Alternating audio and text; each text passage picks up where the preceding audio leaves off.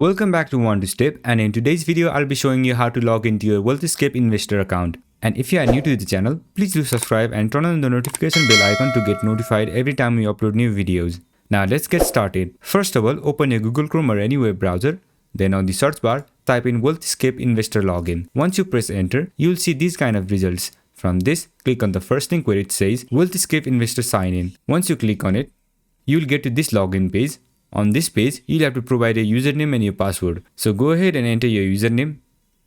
And if you want to save your username on this device, you can click on this check mark. But this is not recommended to click if you're using a public or shared device. After that, enter your password.